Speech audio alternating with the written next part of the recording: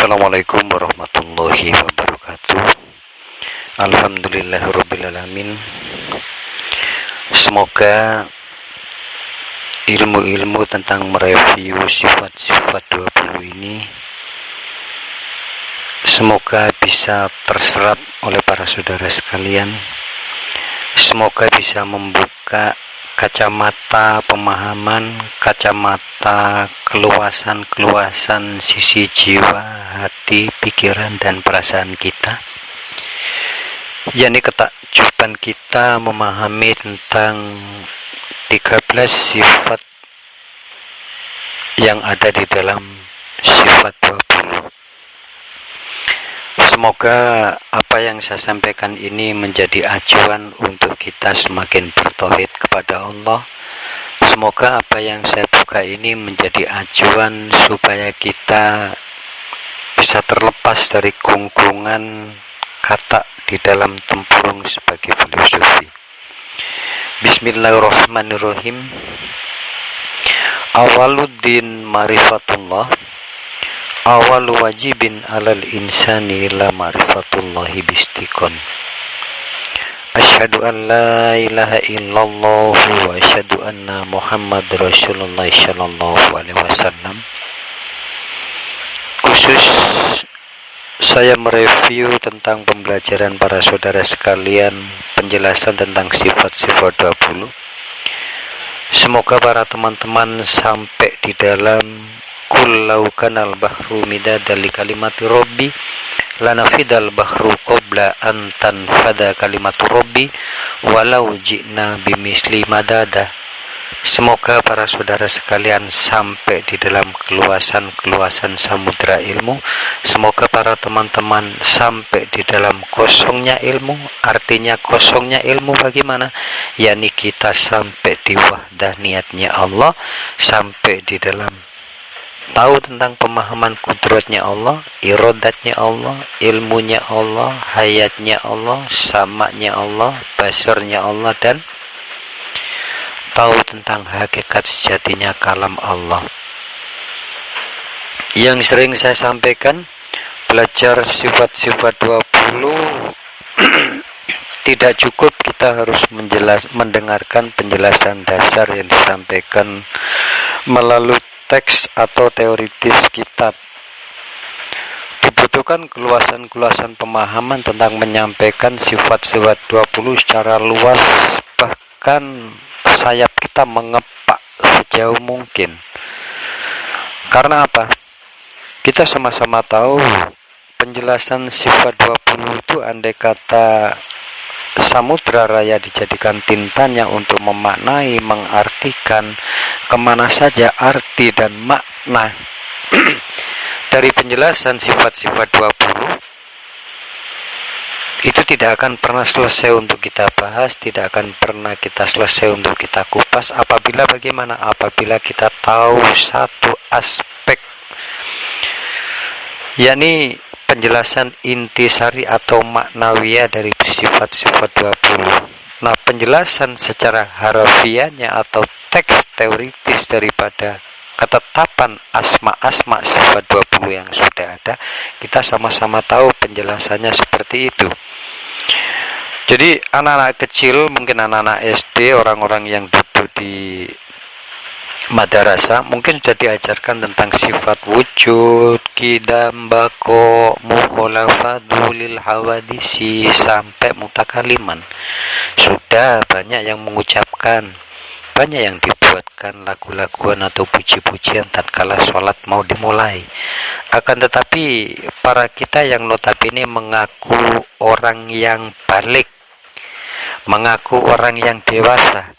Yang saya maksud di sini bukan dewasa banyaknya umur, akan tetapi yang dimaksud dewasa atau balik di sini banyaknya kebijakan, banyaknya kearifan, banyaknya cara-cara berpikir, banyaknya cara-cara kita itu menyaring apa yang keluar dari lisan kita, banyaknya kita itu berpikir atau merenung dengan kepekaan dan perasaan apa yang mau kita putuskan di dalam kita berpikir. Sehingga apa? Sehingga nantinya semuanya kita akan sampai di dalam kudrat irodat. Bagaimana kudrat irodat? Pada diri manusia setelah memahami sifat-sifat 20, di situ kita akan tahu tentang zat Allah. Apa sih maksud zat Allah secara luasnya? Zat Allah ini adalah sinonim dari esensi Allah, dan jagat raya isinya ini isinya apa? Isinya mukhalafatul lil hawadis. Lalu jagat raya yang maha luas ini itu isinya zatnya Allah. Otomatis sinonim dari zat Allah, esensi Allah itu adalah bagaimana? Energinya Allah, kekuatannya Allah, kuasanya Allah. Jadi setiap hembusan angin adalah energi Allah. Setiap ombak yang bergerak adalah energi Allah. Setiap benda hidup adalah energi Allah. Setiap benda mati adalah energi Allah. Nafas yang masuk berupa oksigen dan CO2 yang kita keluarkan itu adalah energi. Bahkan lebih jauh lebih luasnya, apabila pemahaman sifat 20 ini dijelaskan dengan betul-betul kita menggunakan keluasan-keluasan dan perasaan kepekaan hati, maka apa yang kita pikirkan itu nanti secara jauhnya ini adalah energi kita. Apa yang kita doakan itu adalah energi kita. Perasaan batin adalah energi kita. Kita fokus tatkala meditasi, fokus tatkala kita bermain nafas atau sholat, itu adalah energi doa kita. Makanya saya sering menyampaikan, kita selalu positive thinking di dalam kehidupan, maka akan menarik doa-doa positif. Tetapi apabila kita overthinking, dalam artian overthinking di sini kita selalu negatif terus, lalu selalu ada problem, selalu ada masalah, memperbesar problem dan memperbesar masalah, lalu memperbesar tentang arti kebingungan dan sok nerocos atau sok tahu tentang ilmu padahal hakikatnya tidak tahu tentang ilmu.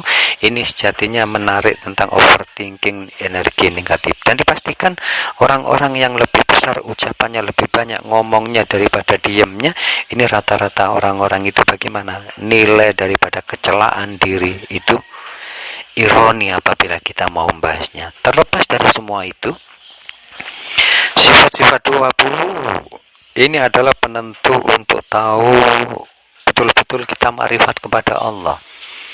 Makrifat kita bukan cuma makrifat-makrifatan. Kita harus tahu tentang analogi dari makrifat itu sendiri. Makrifat itu adalah mengenal, lalu tahu, lalu memahami.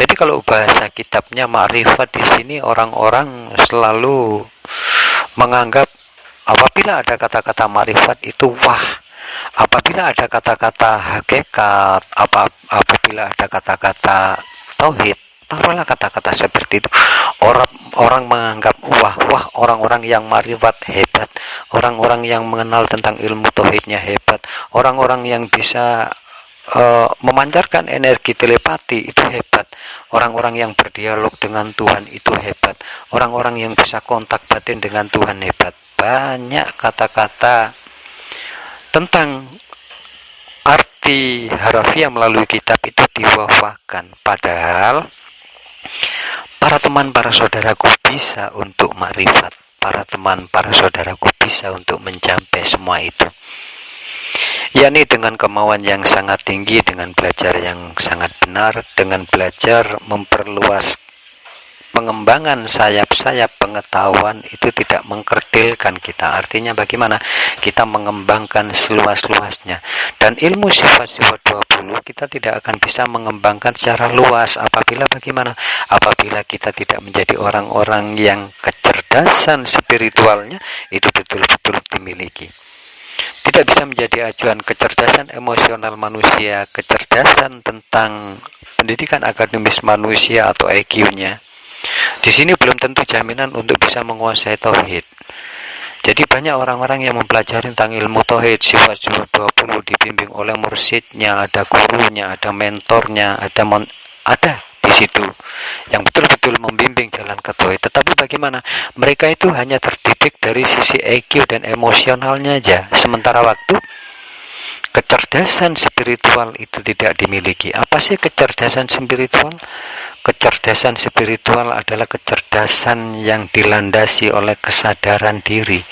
Dan kesadaran ini sangat erat hubungannya dengan sirotnya kepada Allah, yakni terhubung langsung kepada Allah. Dan kalau kita perluas lagi, kecerdasan EQ, kecerdasan emosional itu sangat minim sekali untuk sampai di dalam kebahagiaan dan kedamaian hakiki.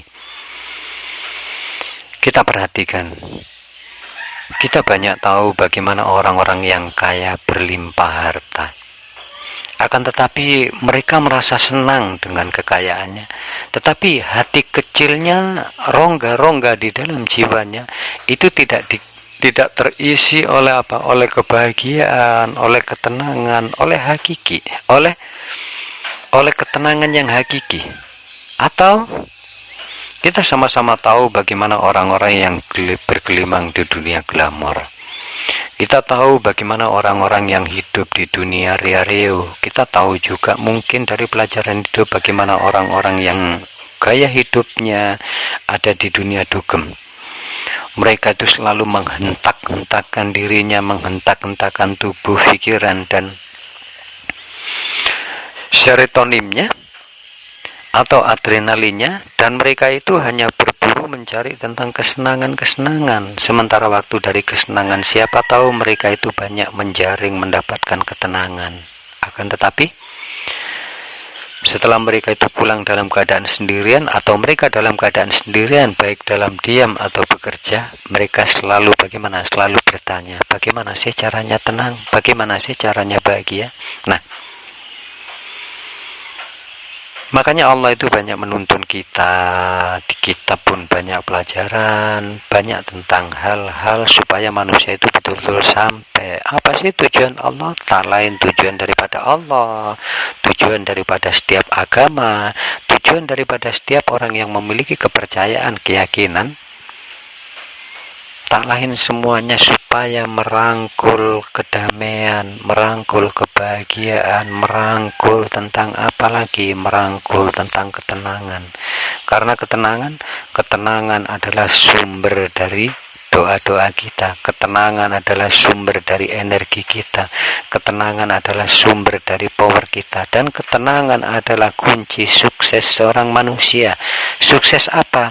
Baik sukses di dalam kelimpahan, sukses di dalam mencapai ketenangan, sukses di dalam kedamaian, sukses di dalam makrifat kepada Allah, menguasai, memahami, mengetahui tentang ilmu-ilmu Allah. Tidak ada sesuatu yang rahasia untuk kita pahami di dunia ini asal kita mau mencari. Dan prasyarat untuk mencari tentang ilmu, karena ilmu ini sangat berhubungan dengan Sang Kholik, sangat berhubungan dengan esensi keesaan Allah, otomatis di sini dibutuhkan bagaimana? Dibutuhkan kecerdasan spiritual. Nah, kecerdasan spiritual ini bukan kok didominasi oleh orang-orang yang ahli bertapa, ahli meditasi, ahli ini itu segala macam, tidak. Para teman, para saudaraku bisa untuk mencapai kecerdasan spiritual tersebut. Bagaimana sih caranya? Simple kok sayang, gampang sekali. Kecerdasan spiritual bisa kita capai. Kecerdasan spiritual bisa kita rangkul. Caranya bagaimana? Cukup membersihkan hati, cukup membersihkan pikiran kita dari hal-hal yang membuat kita terhijab, dari membuat kita tercela. Mungkin para teman bertanya, jadi mohon maaf Master, nggak segampang itu untuk kita sampai di dalam bahasa menyucikan diri. Menyucikan diri secara teoritis itu gampang, cuma kata-kata suci, cuma kata-kata bersih. Dan saya tahu tentang kata-kata bersih, kata-kata suci itu hanya dimiliki orang-orang yang taruhlah wali, taruhlah ini itu segala macam yang kita tahu. Itu adalah persepsi pikiran negatif kita. Jadi anggapan kita orang-orang yang dekat dengan Tuhan, orang-orang yang seperti itu yang bisa menjadi bersih hatinya. Para kita itu sama dengan mereka, wali juga manusia, bahkan nabi pun juga manusia. Bahkan orang-orang hebat di dunia ini yang notabene memiliki predikat, memiliki status sosial hebat, mereka juga manusia loh sayang, yang sama persis dengan para teman, para saudara, para sahabat semuanya. Mereka makan pakai mulut, mereka mengambil U2 pakai hidung, mereka itu melihat pakai mata, mereka mendengar pakai hati, mereka untuk kelangsungan hidup, jantung mereka itu berdetak dengan wujud jantungnya. Lalu setiap aliran darah sama dengan kita, dia berjalan pakai kaki, memegang pakai tangan, dan tubuhnya kemana-mana selalu ikut dengan seluruh organ dan fisiologisnya. Apa sih bedanya mereka dengan kita? Pembeda dari mereka dan kita itu adalah letak titik kesadaran di dalam dada kita. Pembeda para mereka semua yang hebat-hebat notabene secara duniawi itu hanya terletak di dalam casingnya, di dalam tubuhnya, di dalam predikat keduniaan. Dan kita memiliki hati, kita memiliki perasaan. Kenapa? Perasaan, hati, pikiran, jiwa kita tidak diisi oleh energi-energi kepercayaan diri, energi-energi tentang positif. Jadi, cara membersihkan hati bagaimana sayang? Sudah menjadi sifat kodrati manusia. Namanya manusia itu diciptakan kadang hitam, kadang putih. Dan kita selalu masuk ke dunia hitam putih. Artinya bagaimana? Kita manusia tidak akan pernah terlepas dari khilaf, dari salah. Kita tidak pernah terlepas dari keduliman. Kita tidak pernah terlepas seperti itu. Akan tetapi Allah sudah mengasih amunisi sayang. Amunisi dari Allah berupa sholat 1 kali 5 dalam 24 jam. Itu kita dikasih waktu untuk selalu senantiasa ingat kepada Allah. Jeda daripada sholat kita dikasih dzikir, kita dikasih iktikaf oleh Allah. Kenapa enggak kita manfaatkan? Artinya kalau kita terapkan dalam kehidupan sehari-hari, oke. Mungkin kalau jadi dari sisi syariat mungkin ada pembatas, masih ada pembatasnya, yang mana ada ruang kosong. Dan ruang kosong ini adalah harus kita isi dengan apa? Untuk selalu senantiasa terkoneksi dengan Allah.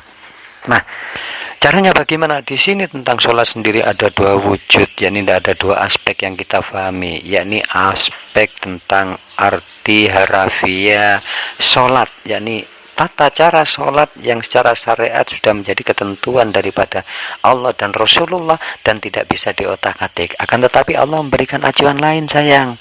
Allah memberikan bagaimana itu penerapan maknawiyah daripada sholat untuk diterapkan dalam kehidupan sehari-hari. Nah, ini adalah salah satu pilihan dari kita.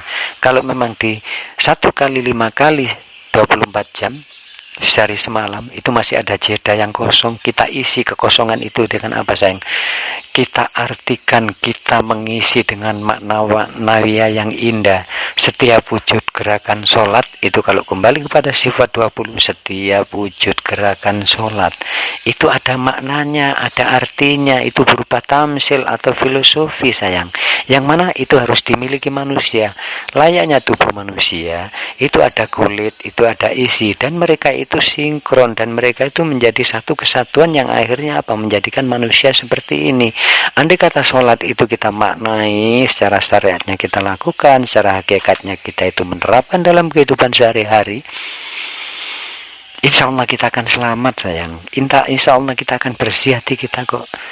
Begitu kita setelah berbuat dosa atau mau berbuat dosa, kita langsung ingat kepada Allah, nggak pantas aku mau seperti itu. Begitu kita dalam kehidupan kita mau memaki-maki orang, nggak pantas aku mau maki-maki orang. Ya apa mau aku maki-maki orang itu, sementara waktu dia manusia sama seperti kita, yang masih menginginkan ketenangan, menginginkan kedamaian, menginginkan kepingin dihormati dan dihargai. Ada kita mau bertengkar sama orang, ada kita mau keras sama orang, ngapain juga dia mau aku kerasin. Andai kata aku dikerasin pun juga aku nggak enak, aku mungkin tersinggung, aku sakit hati, aku kecewa. Andai kata mungkin kita akan mencuri, ya kan? Ngapain aku juga mau mencuri, karena kita memiliki sholat yang tadi itu. Ngapain aku mau mencuri, gak pantas juga aku mencuri. Semakin aku mungkin mau mencuri, mengambil barang orang lain, akan semakin menarik energi-energi kemiskinan, dan semakin itu aku lakukan, aku akan merasa miskin. Indah sayang apabila kita terapkan dalam kehidupan sehari-hari. Sebelum kita kembali kepada sifat 20 yang mau saya review tentang pengetahuan sifat 20, saya akan kembangkan melalui mukadimah tentang sifat 20 dulu. Lalu kita kan nggak bisa menjadi orang yang suci, sok suci, apalagi kita kayak seperti itu. Enggak lah sayang, kita nggak perlu seperti itu. Kita nggak perlu menunjukkan casing kita yang seperti itu. Biarkan casing kita apa adanya seperti itu, tapi kita memiliki kualitas kebersihan hati yang sangat indah, mulia di hadapan Allah. Kita punya amunisi satu lagi sayang. Allah memberikan tentang wudhu, tentang toharo. Wudhu secara syariat ini menjadi hukum ketetapan syariat. Rumus pastinya seperti itu. Namanya wudhu sama air. Berkumur, kita basuh, lalu kita basuh seluruh gerakan-gerakan itu adalah wudhu secara syariat. Dan prasyarat tentang airnya dengan 4 wujud air yang di situ, itu adalah wujud maknawiyah. Intisari, tujuannya kemana daripada toharo, itu kita harus tahu sayang. Ini dikatakan ma'rifat. Ma'rifat itu paham betul dengan apa yang diperintahkan dan apa yang kita lakukan. Seperti contoh sayangku, toharo atau wudhu secara syariat itu kalau kita terapkan di dalam kehidupan sehari-hari sayang, itu menjadi kendali kita loh sayang. Seperti contoh sebelum wudhu kita memilih air yang memang sudah dihalalkan untuk berwudhu. Nah, pilihan daripada air ini otomatis yakni ilmu-ilmu atau pengetahuan kita, pemahaman kita untuk apa? Untuk cahaya kehidupan. Seperti contoh berkumur sayang ya, di dalam berwudhu. Tatkala kita mau memulai berwudhu, kita dianjurkan untuk berkumur. Nah, berkumur ini kalau kita maknai, kita terapkan dalam kehidupan sehari-hari, mulai dari bangun tidur sampai kita itu tidur lagi, dan seluruh aktivitas kita itu berinteraksi dengan kehidupan sosial, itu enak loh sayang. Kita itu mungkin mau ngerasain orang lain, mau mencaci orang lain, mau kita itu mendolimi orang lain, atau mulut kita mau nyinggung perasaan orang lain. Enak loh sayang kalau kita maunya berkumur. Bagaimana? Berkumur itu artinya berpikir dulu sebelum berucap sayang. Berkumur itu artinya kita tata dulu sebelum kita ngomong sama orang lain. Jadi nggak asal nyeplos, nggak asal merocos sayang. Nah, ilmu toharo kalau kita terapkan dalam kehidupan, baik kita dalam keadaan bekerja, baik kita di kantor, baik di dunia bisnis, baik di apapun kita berinteraksi dalam kehidupan sosial, kita cukup pakai satu ilmu loh sayang, kita selamat. Bagaimana? Ilmu berkumur tatkala wudhu. Ucapan kita, ucapan hati-hati, ucapan kita tidak menyinggung orang lain, ucapan kita tidak meremehkan orang lain, ucapan kita selalu menghargai dan menghormati siapapun yang kita temu. Setiap manusia yang memiliki jiwa, yang memiliki kelembutan perasaan, semuanya loh sayang, tidak mau dikasar, tidak mau untuk dikerasin, tidak mau untuk menerima hal-hal yang tidak patut bagi diri. Itu baru kita bahas masalah apa? Masalah berkumur. Bagaimana kalau kita itu waktu membasuh tangan, kenapa membasuhnya 3 kali? Kok berulang-ulang? Ini arti daripada berulang-ulang. Ini adalah terus-menerus atau istiqomah. Lalu kita mau membasuh apa? Semua yang kita basuh dalam gerakan wudhu, ini adalah amunisi atau senjata yang diberikan Allah untuk bersih loh sayang hati kita. Nah, setelah kita tahu, berarti untuk membersihkan hati dan nanti lebih indah terkoneksi dengan Allah, lalu lebih cerdas, kecerdasan spiritual kita itu gampang loh sayang. Tapi kalau kita memiliki kemauan, saya yakin para teman, para saudara yang selalu senantiasa mengikuti apa yang saya sampaikan dari awal kultur, saya yakin para teman-teman akan menjadi orang yang hatinya celing, karena akan selalu mendetok atau membersihkan tentang apa? Tentang hal-hal yang kotor di dalam hati nurani kita. Contoh lagi sayangku ya. Contoh, salah satu senjatanya lagi, Allah di dalam syariatnya, di dalam aturan rukun Islamnya Allah memberikan perintah puasa. Jadi puasa ini ada di dalam Ramadan, atau puasa Daud, atau puasa Senin Kemis, atau puasa-puasa sunnah lainnya. Nah sayangku, kembali tentang sifat wujud tadi. Kalau wujud puasa dari secara harfiah itu seperti itu, kita tahu waktu, bulan, hari, tanggalnya itu sudah ditetapkan. Akan tapi bagaimana ruang-ruang yang kosong selain dari yang diwajibkan? Nah, ini perlu kita isi sayang.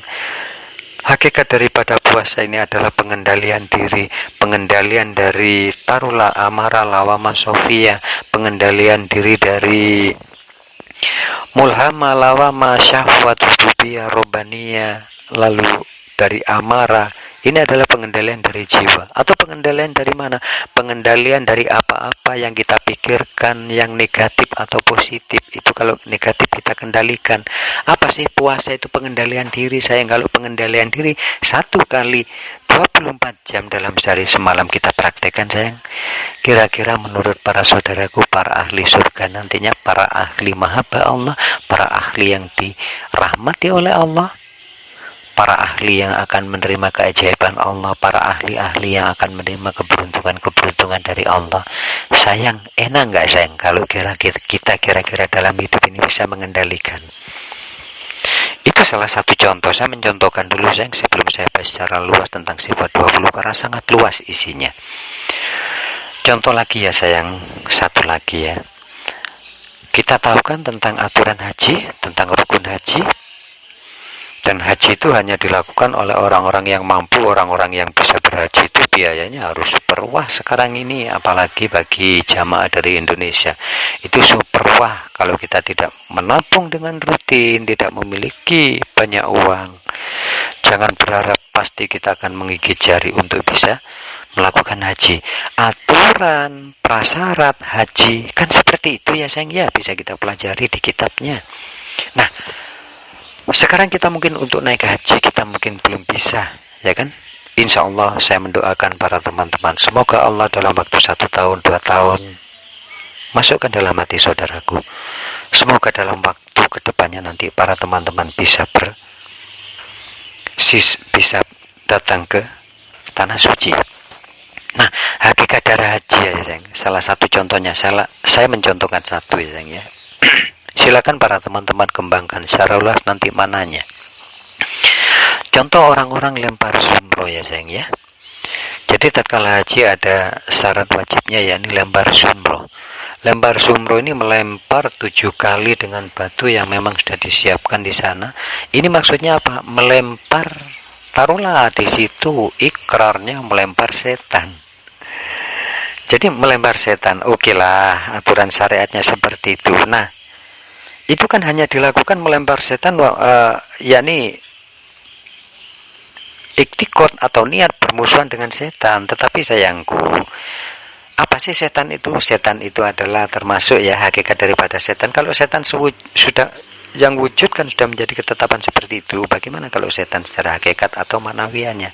Setan itu adalah kedengkian. Setan itu adalah menyinggung perasaan orang lain. Setan itu adalah keangkara murkaan. Setan itu adalah keras. Setan itu adalah egois.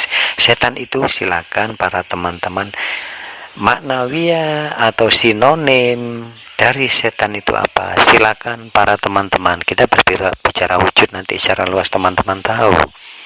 Jadi katanya orang-orang yang sudah naik haji itu sudah bertekad untuk memusuhi setan. Tetapi setelah pulang dari Mekah, kita di dalam kehidupan, kalau semuanya itu kita praktekkan dalam kehidupan, nanti mencukur rambutnya, kita tidak menyombongkan tentang haji kita. Kita tidak menyombongkan tentang hakikat ma'rifat tauhid kita. Kita tidak menyombongkan tentang kecerdasan kita. Kita tidak menyombongkan tentang kealiman kita, tentang ilmu-ilmu kita. Itu adalah salah satu wujud dari mencukur sedikit rambut kita.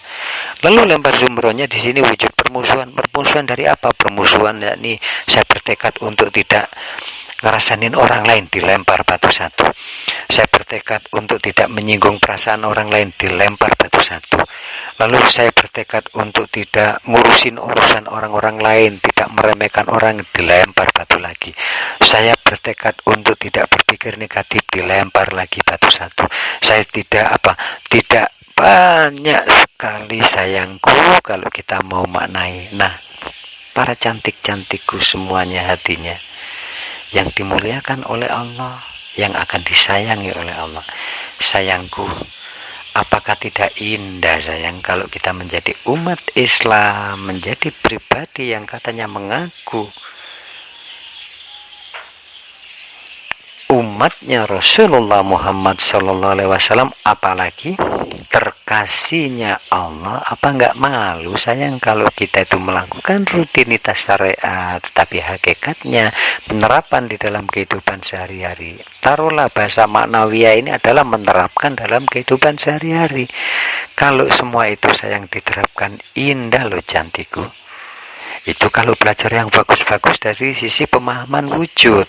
Kalau saya umpama ambil dari sisi pelajaran yang taruhlah ilmu yang tanpa tendensi, tanpa tutup-tutup sayang, bagaimana mohon maaf kalau kita belajar dari air kencing, kalau kita belajar dari berak, kalau kita belajar dari meludah, kalau kita belajar dari hal-hal yang kotor, untuk kita ambil intisari maknanya.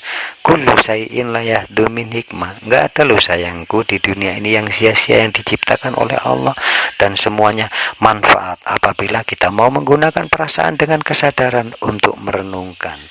Jadi silakan para teman, para saudara, dari sisi pemahaman tadi diperluas kembali tentang sifat wujud, tentang sifat 20. Jadi untuk para teman-teman nanti tolong kembangkan secara luas sayang ya. Karena apa? Karena di dunia ini dibutuhkan banyak amunisi yang wah. Jadi itu yang saya sampaikan dulu. Jadi insya Allah nanti akan saya lanjutkan tentang pengetahuan wujud itu arahnya kemana, makrifatnya kemana, lalu memahami wujud bagaimana. Jadi tahunya, kenalnya, memahami makrifatnya tentang wujud itu bagaimana, dan wujud itu arahnya apa aja. Jadi aspek-aspek aja dalam wujud ini, apakah hanya melulu penentuan tentang aspek Allah, lalu yakni kidamnya mewakili tentang awalnya Allah, mustahil kalau Allah itu baru. Jadi awalnya Allah ini ada rahasia apa di dalam awalnya, yakni pengetahuan tentang al-awalu wal akhiru wal dhahiru wal batin, yakni kesinambungan antara sifat awal dan bako ini ada kesinambungan yang sangat erat untuk sampai di dalam wahdaniyat sayang nanti. Oke para cantikku, para orang-orang yang sangat baik, para orang-orang yang selalu menebar kebaikan, para saudara-saudaraku yang selalu senantiasa berbagi kebaikan kepada siapapun dan tidak akan pernah bosan untuk selalu berbuat baik. Semoga Allah merahmati, semoga Allah melimpahkan kelimpahan-kelimpahan kepada para teman, para saudaraku, keajaiban-keajaiban, keberuntungan selalu senantiasa ada di dalam diri saudaraku. Semoga para teman, para saudaraku yang selalu senantiasa mengikuti Dewa Kultur, semoga dicintai, dimahabai oleh Allah, dan rahmat Allah turun pada saudaraku. Saya Dewa Kultur, saya akhiri, insya Allah nanti akan saya sambung kelanjutan dari ini. Wabillahi taufiq wal hidayah. Wassalamualaikum warahmatullahi wabarakatuh.